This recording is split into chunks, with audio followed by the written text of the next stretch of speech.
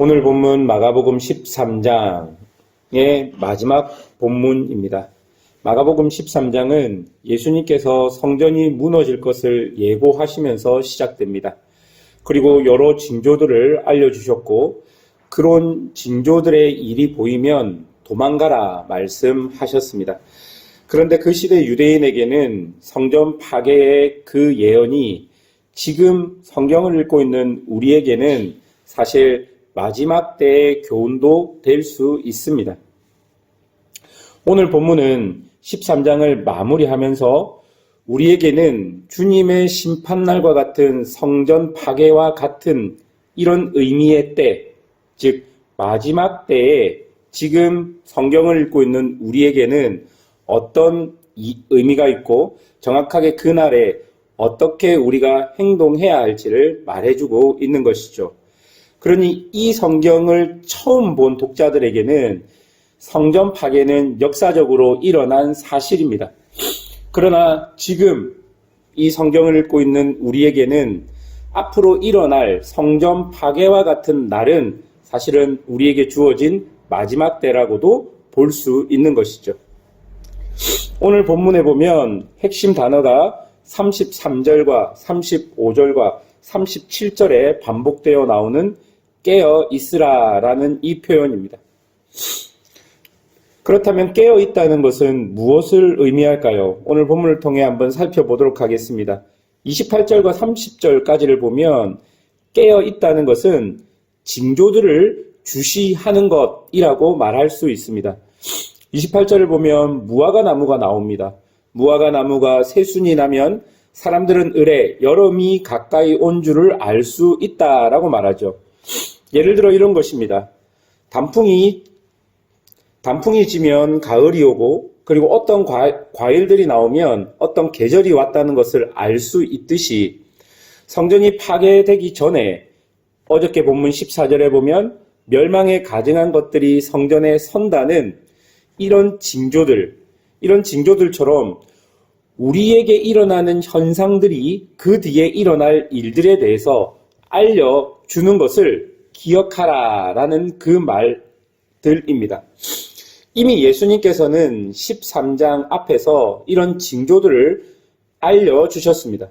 그러니까 우리들은 아무렇지 않게 그냥 잊지 말고 그것들을 예의주시해서 그런 징조들이 보이면 그 의미를 생각하라는 것이죠. 바로 그것이 깨어 있는 것입니다.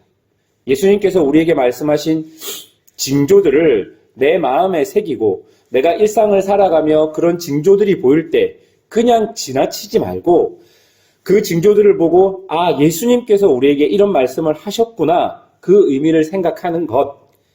여러분 그것이 오늘 본문에서 이야기하는 깨어 있으라의 의미가 되는 것입니다. 그렇다면 지금 우리에게 마지막 때가 다가오고 있습니다. 사실은 하루하루 우리에게 마지막 때가 가까이 오고 있는 것이죠. 여러분 마지막 때가 오고 있으니 많은 사람들은 이런 징조 저런 징조 여러 가지 증거를 대고 우리에게 마지막 때가 더 빨리 다가오고 있다라고 말하고 있는 사람들도 있습니다. 그런데 여러분 마지막 때가 오고 있다는 가장 정확한 징조는 우리가 무엇을 통해 알 수 있을까요? 31절을 보십시오. 31절을 보면 하나님의 말씀의 불변성을 이야기하고 있는 것이죠. 징조가 우리를 유혹하는 것이 아니라 징조가 증거가 되기 위해서는 하나님의 말씀에 근거하는 징조여야만 가능하다는 그 말입니다.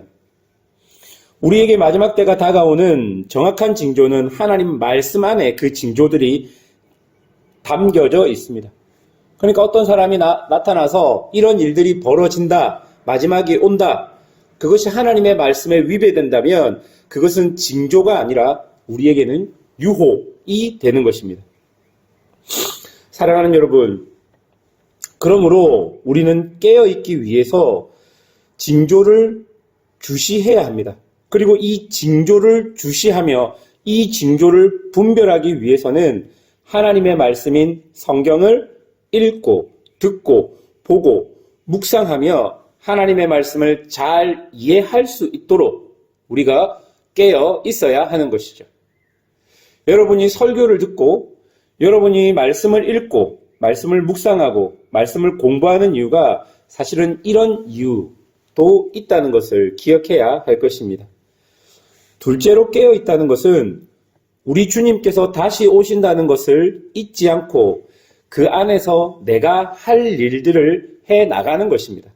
32절을 여러분 보십시오. 32절에 보면 그러나 그 날과 그때는 아무도 모르나니 하늘에 있는 천사들도 아들도 모르고 아버지만 아시느니라. 여러분, 성전이 언제 파괴될지, 하나님의 날이 언제 올지 징조만 알면 징조만 우리가 알지 정확한 날짜는 아무도 모릅니다.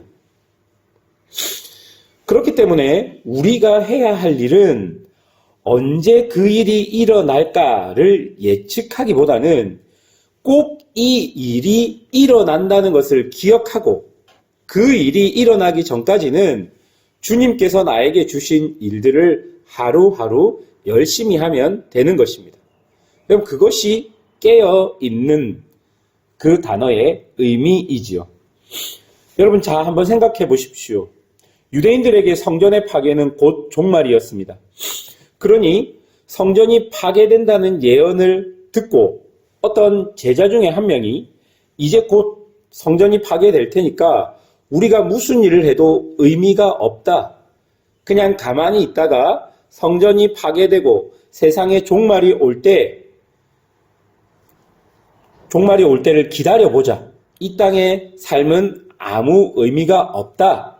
그때까지 골방에 숨어서 징조만 보고 있어야지라고 생각한다면 여러분, 그것은 깨어 있는 것이 아닙니다. 34절 중반에 보면 그 종들에게 고난을 주어 각 사물을 맡겼다라고 말합니다. 그리고 여러분, 이 사물을 맡긴 종들과 그리고 문지기를 따로 구분해서 성경이 표현하고 있습니다.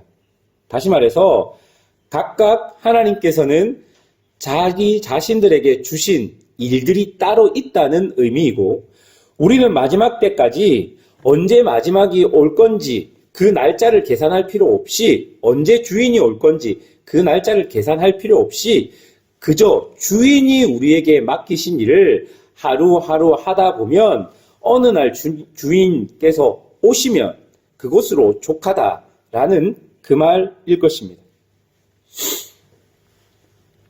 사랑하는 여러분, 유대인들에게 성전 파괴는 지금 이 땅을 사는 우리에게는 마지막 때일 수 있다라고 적용할 수 있습니다. 이 마지막 때를 살아가는 우리는 주님 다시 오신다는 그 약속, 그것을 잊지 않고 주님이 우리에게 주신 일, 보통적으로는 여러분이 지금 하고 있는 직업이 될 수 있고요. 여러분의 가정에서의 역할이 될 수 있고 여러분의 교회에서의 역할이 될 수 있습니다. 하나님께서 주신 그 모든 일들, 좀 통칭해서 요약하자면 하나님을 사랑하는 일과 이웃을 사랑하는 일, 그것을 하면서 주님이 다시 오신다는 것을 기억하며 그 징조들을 하나님의 말씀을 통해 공부해 가며 그렇게 살아가는 것이 오늘 본문이 말하는 깨어있는 삶의 모습일 것입니다. 사랑하는 여러분, 깨어 있으십시오. 어떤 큰 일이 일어난다고 할지라도 우리가 해야 할 일들을 멈추시면 안 됩니다. 그리고 세상의 종말과 같은 일이 우리에게 일어난다 할지라도 유혹을 당하거나 미혹을 당하지 않게 하나님의 말씀으로 여러분을 채워 가십시오. 그래야지 우리가 미혹당하지 않고 우리에게 주신 일들을 하며 이 땅을 살아갈 수 있을 것입니다. 이런 마지막 때를 살아가는 성도들에게 이런 은혜와 이런 지혜가 있기를 주님의 이름으로 축원합니다. 함께 기도하겠습니다.